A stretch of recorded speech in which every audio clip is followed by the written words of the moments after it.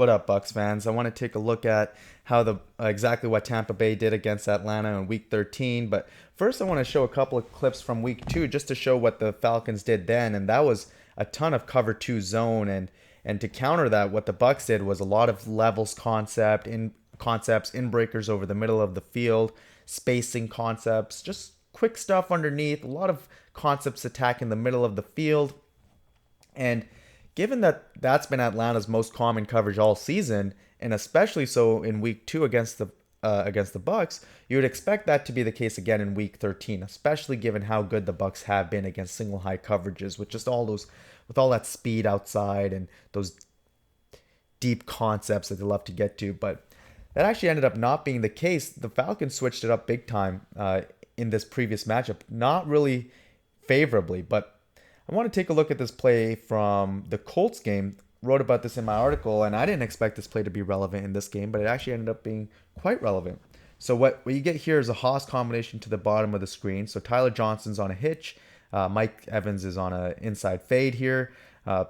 Basically against a single high safety, the way this usually works is he's going to fade and kind of try to get towards the sideline because it just makes it so hard for that safety to get over there. It gives the quarterback a ton of space to throw to, whereas against a too high look, it can turn into more of a bender depending on exactly what they're trying to do.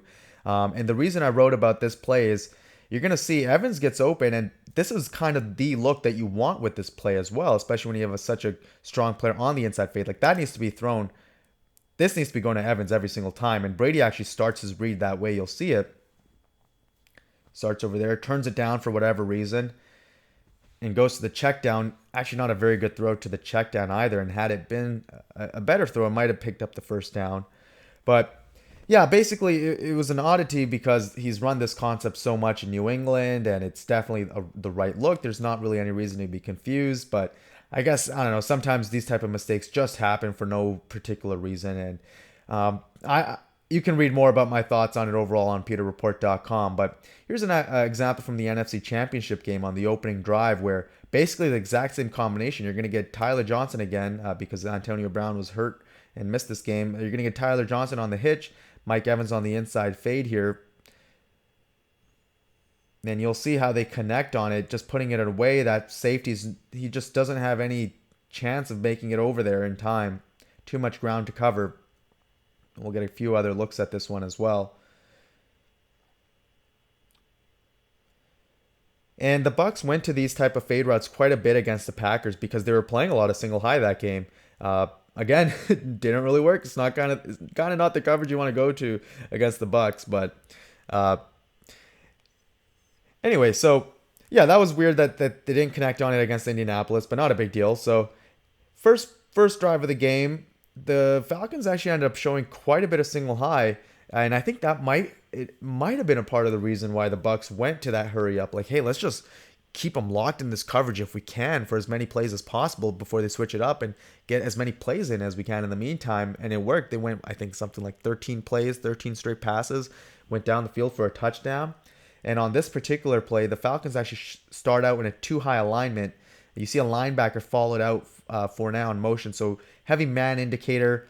Does look a little funky down here. So maybe some alarm bells going off. And whoop, there it is. So they switch it up post snap. You get this the corner who's pretending to man up Evans. He actually ends up blitzing. They don't have the protection set to account for that, and he has just a free path. So Brady's trying to get rid of it hot, and there's not really a great hot option on this play. He ends up just throwing it to Godwin on it. I guess you would count this as a juke route. Side note: Bill O'Brien has a great clinic on YouTube. If you look up Haas Juke Bill O'Brien, he talks about this play, and of course he was a coach there in New England for so long, and basically when they identified the blitz pre-snap, they just didn't like the answers that this play had built in, so they would change it. They would bring in Gronk or whoever the tight end was, Hernandez, to chip in and protect, and Brady would end up signaling to a different concept often on at least one side of the field. But I do want to point out here, of course this throw would be impossible, but look at the look that Gronk gets, right? With that single safety, especially when he's rotating away. If somehow Brady had a chance, maybe if a back were in here for protection, again, just a great opportunity to throw it out here towards the sideline on that inside fade. Of course, not going to be possible on this exact example. We'll take a look at the end zone angle here just so we can see.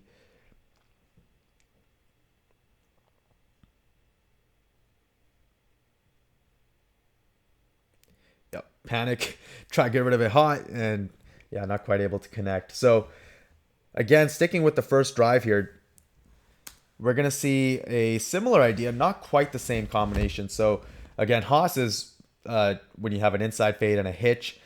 This play here, you're going to get that same inside fade, except the number one, Mike Evans here, he's going to run like a 5-yard little square in. I'm 99% sure that in Arians' terminology, this is called snatch, this two-man route concept. So you're going to get up top. And again, you have a single high look. So they're being pretty intentional. Like they have certain concepts.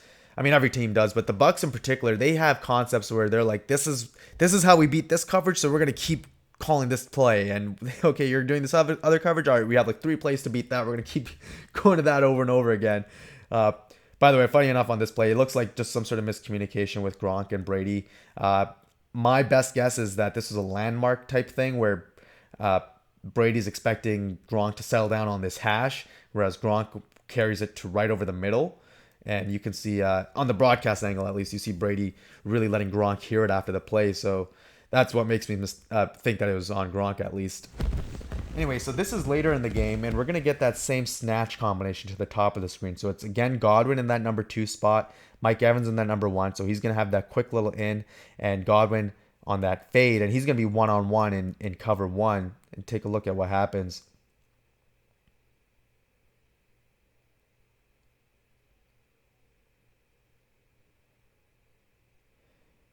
And just puts it high, and Godwin destroys his defender. And yeah, like you can see, right, there's just no way for that safety to get there. And so it's funny enough, the Bucs are like, all right, you're going to play this. We're just going to keep going to the same solution over and over again. I mean, until we hit it. This is the first time they actually connected on it, but you can see conceptually why they're going to it over and over again, at least calling it. That was obviously a huge gain. I don't remember if that drive went for a touchdown. I think it did. So this time we get something a little different. We get Godwin motioning across. No one follows. Zone indicator. So you're into this tight stack alignment. Evans here, again, he's running that inside fade. The Falcons are in, I think this is cover 3 sky. Evans gets right by his guy. Slightly maybe overthrown, or maybe Evans just doesn't get there. Whatever it is, really close, not able to connect. They have that separation. Again, you can see conceptually it's there. This time just happens to not work out. Yeah, just maybe a tad overthrown.